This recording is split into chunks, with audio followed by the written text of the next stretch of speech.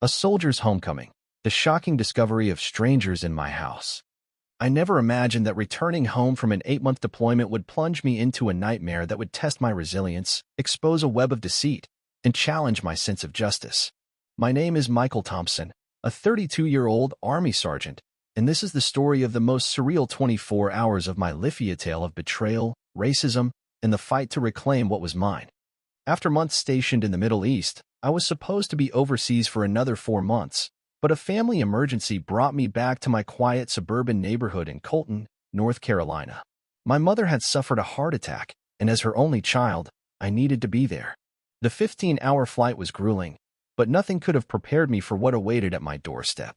My house on Maplewood Lane was my pride and joy, a modest 3-bedroom ranch I'd bought at 28 after years of saving every dime from my military pay. It was more than a house. It was my anchor, a symbol of stability after a childhood spent in foster care. But as my taxi pulled up, something was wrong. A rusty minivan sat in my driveway, my lawn was overgrown, and children's toys littered the porch: a tricycle, a deflated soccer ball, and a plastic doll. I grabbed my duffel bag and approached the front door, my keys feeling oddly heavy. As I turned the lock, I heard children's laughter and a TV blaring cartoons. My heart sank. Had someone broken in? Or had my property management company, Elite Home Services, made a catastrophic mistake?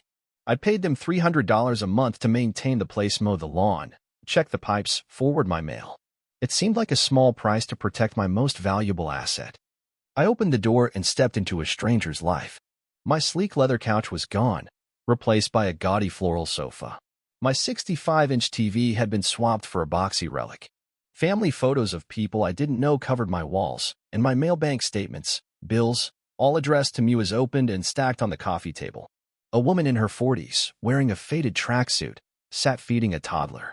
A boy, about 12, played a noisy handheld game nearby. "Excuse me," I said, my voice steady despite my shock. "What are you doing in my house?" The woman looked up with a smirk. "Your house? Honey, you're confused. This is my house. I've lived here for 6 months." Her audacity hit me like a punch.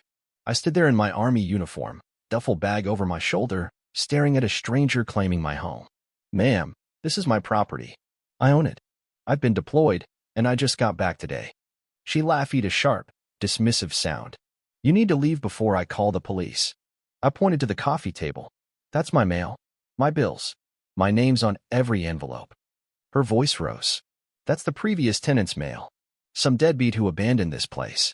The landlord told me all about him, probably off doing drugs somewhere." I pulled out my phone, showing her my mortgage documents and deed. "This is my house. I've been paying the mortgage for 2 years." She barely glanced at the screen. "Anyone can fake documents. You got those off the internet." Turning to the boy, she snapped, "Tyler, go to your room. This guy's trouble."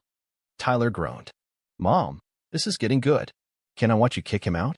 As Tyler shuffled off, I surveyed the room. My bookshelves, once filled with military manuals and sci-fi novels, now held romance paperbacks and self-help drivel. My photos, me mother, my Army buddies, my basic training graduation were gone, replaced by this woman's family snapshots. It was as if I'd been erased from my own life. "What's your name?" I asked, starting to record on my phone. "Don't you dare film me," she shrieked, lunging for my phone. "I'm calling the cops. This is breaking and entering." "I'm Michael Thompson, and this is my house," I said calmly. "I can prove it."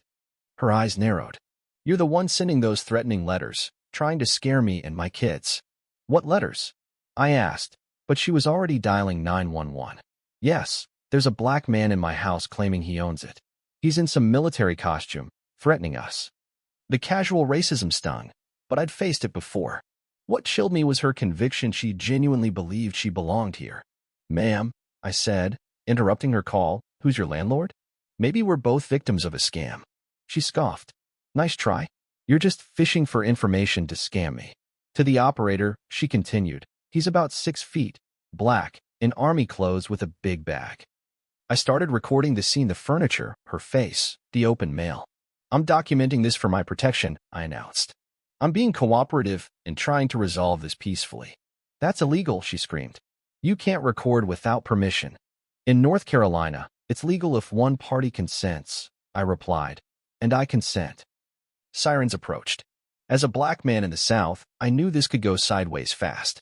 Two officers arrived: Officer Daniels, a stern white man with a mustache, and Officer Lopez, a younger Hispanic woman who scanned the room cautiously. "Ma'am, you reported a break-in?" Daniels asked. "Thank God you're here," the woman, now introducing herself as Linda Harris, said sweetly. "This man broke in, claiming he owns my house. He's threatening me and my kids." "Sir, your name?" Lopez asked me. "Michael Thompson. This is my house. I've been deployed for 8 months and found this family living here." "He's lying." Linda cut in. "I've been renting for 6 months. I have a lease." She handed Daniels a document from my old kitchen drawer. It looked official. I showed Lopez my phone with my deed and mortgage records. I hired Elite Home Services to manage the property. They were supposed to maintain it. Daniels studied the lease. "Ms. Harris, this says you're renting from James Carver, the owner. But Mr. Thompson's documents show he owns the property." "His documents are fake," Linda insisted. "Carver told me the previous tenant abandoned this place." My stomach dropped. James Carver owned Elite Home Services. "Officer," I said, "Carver's been renting out my house without my permission. He's scamming us both." "That's ridiculous," Linda shrieked. "Mr. Carver's a respectable businessman." The officers exchanged looks. Lopez picked up my mail. "This is all addressed to Michael Thompson, some from last week." "I thought it was the old tenants." Linda stammered. "Carver said to throw it away, but I opened it to check." "Opening someone else's mail is a federal crime," Lopez said. The truth hit Linda hard. If this is really his house, Carver lied to me. He took my money, gave me a fake lease. "Ms. Harris," Daniels said, "you'll need to find somewhere else to stay while we investigate. Mr. Thompson, this is your house." "What about my belongings?" I asked. "My furniture, my photos, my electronics?" Linda paled. "Carver said the previous tenant left junk behind. I sold some things, gave others to Goodwill. Tyler wanted a new TV, so I sold yours." The room spun. My mother's antique dresser, my military awards, my photos all gone. "That's theft," Lopez said. "You had no right to dispose of his property." "I didn't know," Linda wailed. "Carver said it was abandoned." Daniels sighed. "This is complicated. Mr. Thompson, file a police report for theft and fraud. Ms. Harris, start making arrangements to leave." Despite everything, I felt a pang of sympathy for Linda's single mom, scammed like me. But my anger at losing my possessions overshadowed it. I agreed to let her stay a few days while she found a place, but I was sleeping in my own bedroom, on an air mattress in a house that no longer felt like mine. The next morning, my attorney, David Carter, called with chilling news. "Carver's done this before. I found 5 other cases in the county. He targets deployed military families, knowing they can't check their properties." Carver's scheme was diabolical. Charge homeowners like me a management fee, then rent the house out for thousands more, pocketing it all. He'd even told Linda I was a dangerous black man to ensure she'd call the police if I returned. It was a calculated use of racial bias to protect his scam. I confronted Linda that day. "You told neighbors I sold you the house, that I had financial trouble." "What?" She looked ashamed. "I was embarrassed to be a renter. I wanted to fit in, to seem like a homeowner. Carver said you'd abandoned the place, maybe died or gone to jail." "You sold my mother's dresser," I said, my voice breaking. It was a century old, the only thing I had left of her. Tears streamed down her face. "I didn't know. I sold it for $400 for Tyler's school supplies. I threw away your photos and papers, thinking they were junk." "I'm so sorry." "Sorry doesn't bring back my memories," I said. "But you can help me find Carver."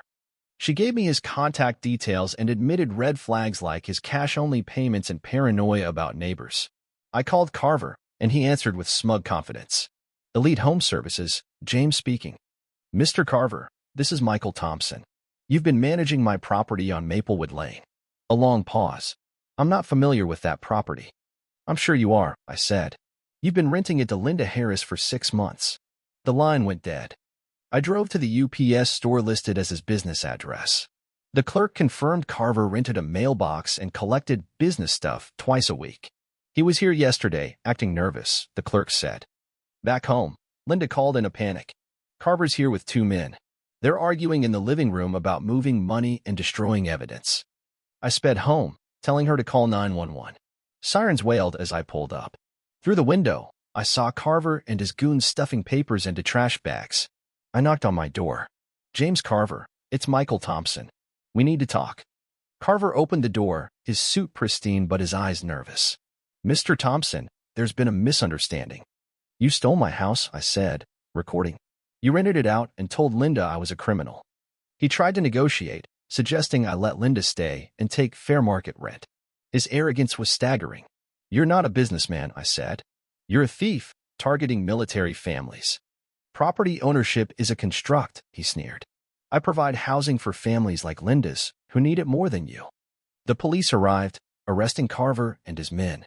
In the trash bags, we found rental agreements, fake leases, and plans to expand his scam across 3 states. A chilling note about me read, Thompson potential issue. Military background. Use racial angle with tenant. White woman with kids more credible than black soldier. 3 months later, Carver was convicted on 43 counts of theft, fraud, and civil rights violations. He got 15 years and a $900,000 restitution order. His scheme had netted $500,000, targeting military families and exploiting racial bias. I joined a military task force to protect other service members, and Linda, now in a new apartment, testified against Carver, helping secure his conviction. My house is mine again, new furniture, fresh paint, a replica of my mother's dresser. But the lost photos and memories haunt me. Still, Carver's arrest sparked change, with new military programs to protect deployed families. As I sit in my living room, I know justice was served not just for me, but for countless others he'll never harm again. What do you think about this story? Have you ever faced injustice or violence that shook your sense of security? Share your thoughts in the comments. Let's discuss how we can stand against such wrongs. Your voice matters.